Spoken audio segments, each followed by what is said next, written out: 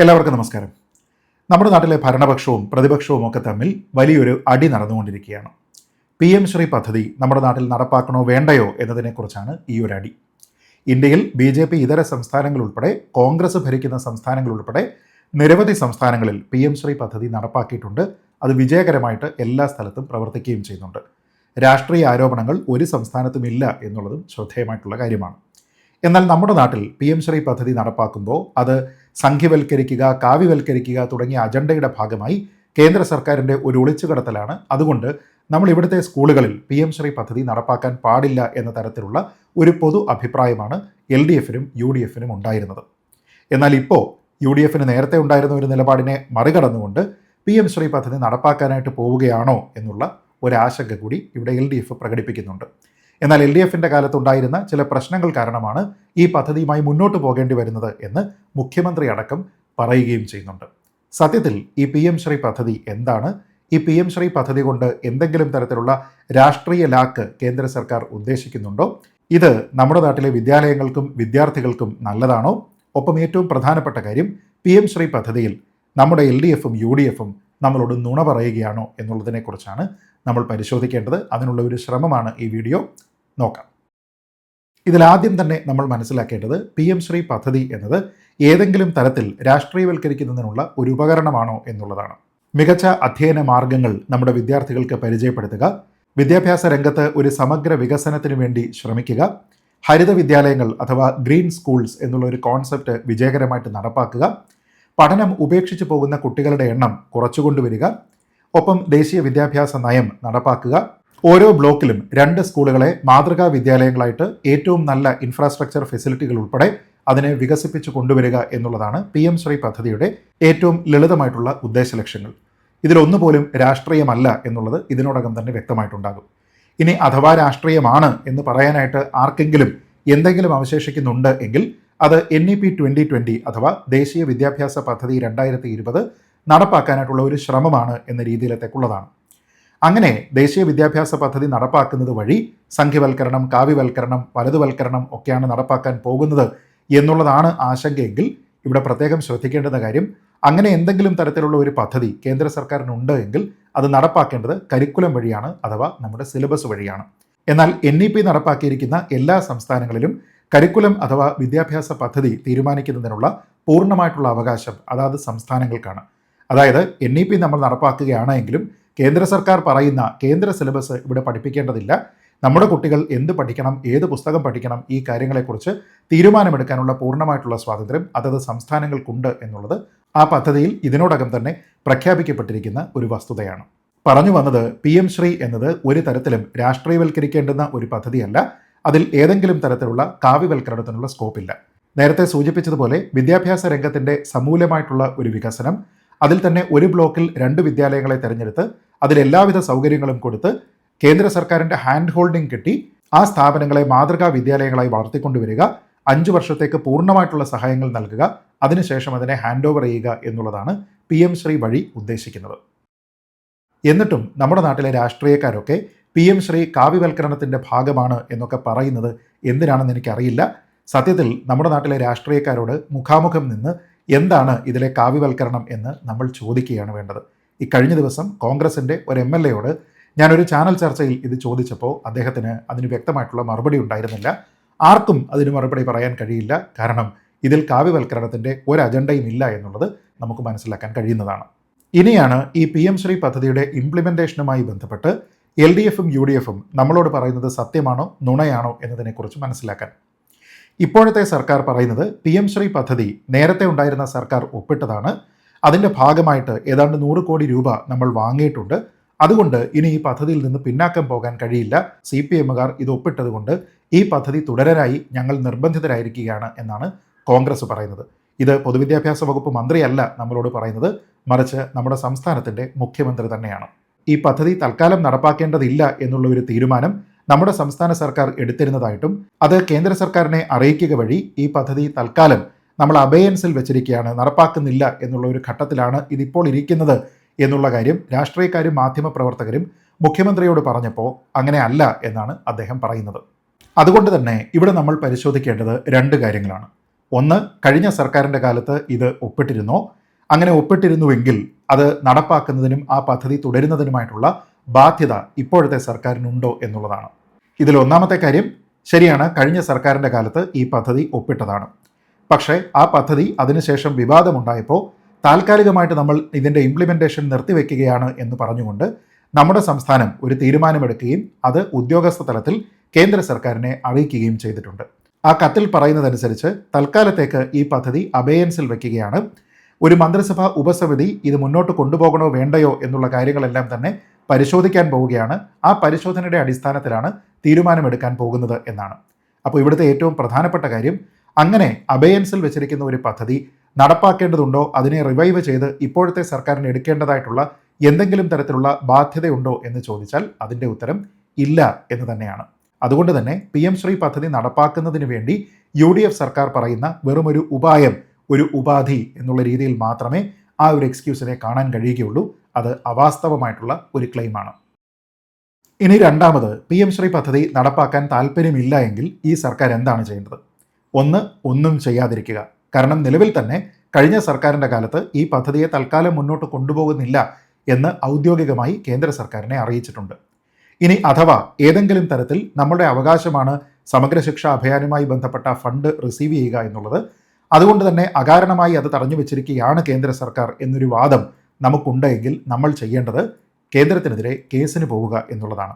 PM Shri പദ്ധതിയുമായി ബന്ധപ്പെട്ടിട്ടാണെങ്കിലും അതിൻ്റെ ധാരണാപത്രത്തിൽ പറയുന്നത് ഏതെങ്കിലും തരത്തിൽ അഭിപ്രായ വ്യത്യാസമുണ്ട്, ഒരു കോർട്ടിലേക്ക് ഇതിലൊരു പാർട്ടിയെ കൊണ്ടുപോകണമെന്നുണ്ടെങ്കിൽ ഡൽഹിയിൽ കേസ് കൊടുക്കാം എന്നാണ്. നമുക്കറിയാം, PM ശ്രീ പദ്ധതിയുമായി ലിങ്ക് ചെയ്തിട്ടാണ് സമഗ്ര ശിക്ഷാ അഭിയാൻ എന്നുള്ള പദ്ധതിയുടെ ഭാഗമായിട്ട് കേന്ദ്ര സർക്കാർ ഇപ്പോൾ സംസ്ഥാനങ്ങൾക്ക് പണം കൊടുക്കുന്നത്. 60% ഫണ്ട് കേന്ദ്ര സർക്കാരും 40% സംസ്ഥാനങ്ങളുമാണ് വഹിക്കേണ്ടത്. എന്നാൽ PM ശ്രീ പദ്ധതി നടപ്പാക്കാത്ത സംസ്ഥാനങ്ങളിൽ സമഗ്ര ശിക്ഷാ അഭിയാനുമായി ബന്ധപ്പെട്ട പണം കേന്ദ്ര സർക്കാർ നിലവിൽ കൊടുക്കാറില്ല. അത് ഭരണഘടനാപരമായി തെറ്റാണ് എന്ന് പറഞ്ഞുകൊണ്ട് കേന്ദ്രത്തിനെതിരെ അഭിപ്രായം പറഞ്ഞ പല സർക്കാരുകളുമുണ്ട്. തമിഴ്നാടിൻ്റെ ഭാഗത്തു നിന്ന് കുറച്ചുകൂടി ചെറുത്തു നിൽപ്പുണ്ട്. DMK സർക്കാർ ഭരിക്കുന്ന സമയത്ത് തന്നെ അവർ പറഞ്ഞത് PM ശ്രീ പദ്ധതി നടപ്പാക്കില്ല എന്നാണ്.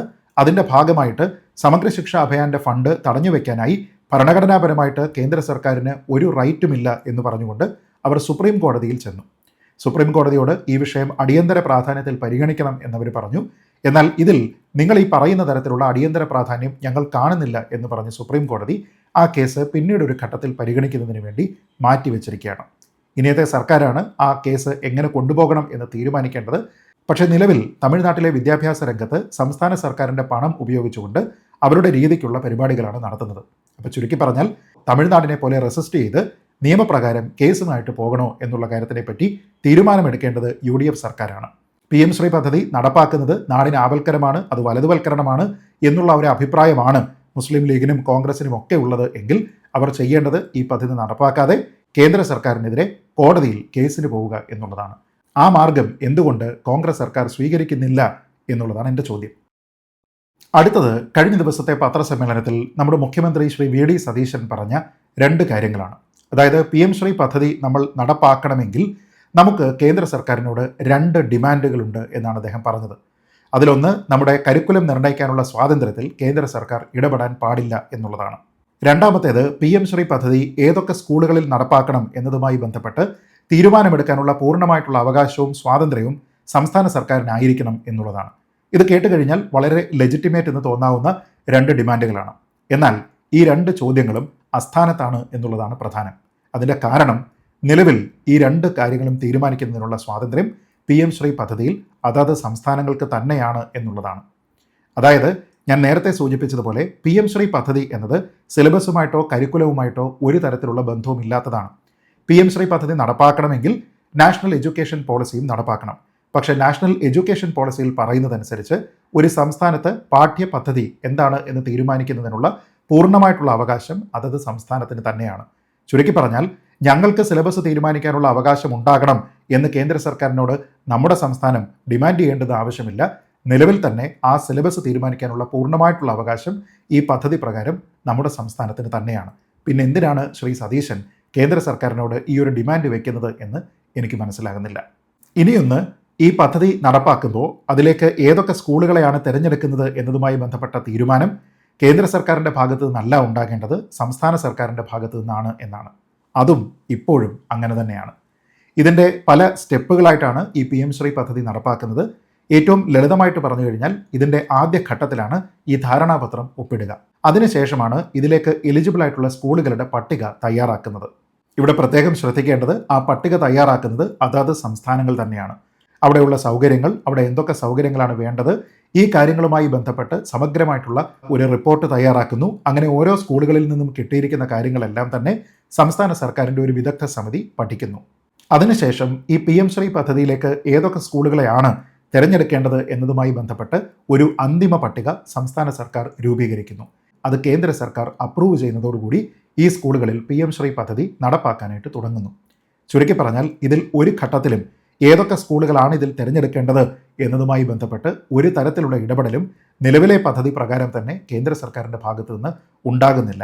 ഈ രണ്ട് കാര്യങ്ങളും നിർണ്ണയിക്കാനുള്ള പൂർണ്ണമായിട്ടുള്ള അവകാശം സംസ്ഥാനങ്ങൾക്ക് തന്നെ ആകുമ്പോൾ എന്തിനാണ് കേന്ദ്ര സർക്കാരിനോട് ഞങ്ങൾ ഇങ്ങനെ ഡിമാൻഡ് ചെയ്യുന്നു എന്നൊക്കെ നമ്മുടെ സംസ്ഥാനം പറയുന്നത് എന്ന് എത്ര ആലോചിച്ചിട്ടും സത്യമായിട്ടും എനിക്ക് പിടികിട്ടുന്നില്ല.